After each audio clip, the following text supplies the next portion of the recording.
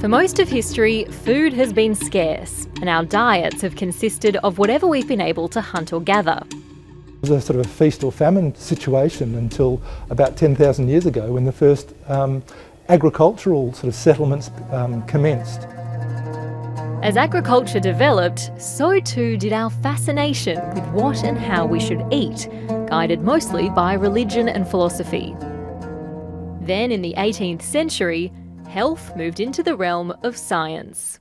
In the 1740s, a Scottish surgeon named James Lind carried out the first ever clinical trial, examining scurvy in sailors that had spent months at sea.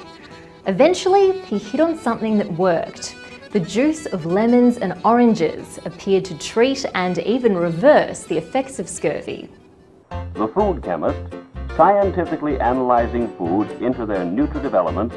But it wasn't until much later, in the first half of the 20th century, that scientists discovered the real reason citrus worked: vitamin C. By then, they'd worked out that germs were responsible for foodborne diseases and were identifying and synthesising all the major vitamins, which became the focus of nutrition for the next 30 years. We call it the golden era of nutrition. It led ultimately to the late 30s, where we saw governments progressively introducing reference values for the amount of nutrients that you would need in a diet. This healthy, happy-looking family will kindly let us drop in right at mealtime. In high-income countries, we were getting healthier and living longer. But in the wake of the Second World War, the sun set on the golden era. There was rapid changes now happening in the food supply and the food environment. This was seen as a manifestation of the technology that was developing, the processing abilities, rising incomes, the ability to eat out of home, the ability to eat more. Our dietary problem shifted from one of deficiency to one of excess. Mrs. Chubby was a good cook and fed him well, perhaps too well. Obesity and heart disease rates skyrocketed, creating the so-called double burden of malnutrition that has persisted to today, a planet that is both stuffed and starved. The way you've been eating is breaking your heart. Throughout the 70s, governments began developing dietary goals and guidelines. That's too much sugar.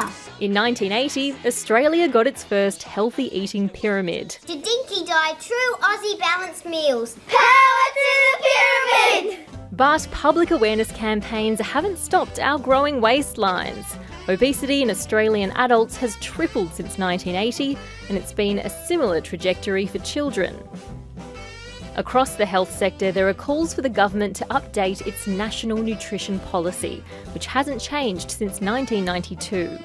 Rather than just isolated, it's a labelling issue or it's a tax issue here. I mean, those all have got a place, but it needs to be more systematic and joined up so that we don't just expect people to immediately know how to purchase, select and then prepare the foods.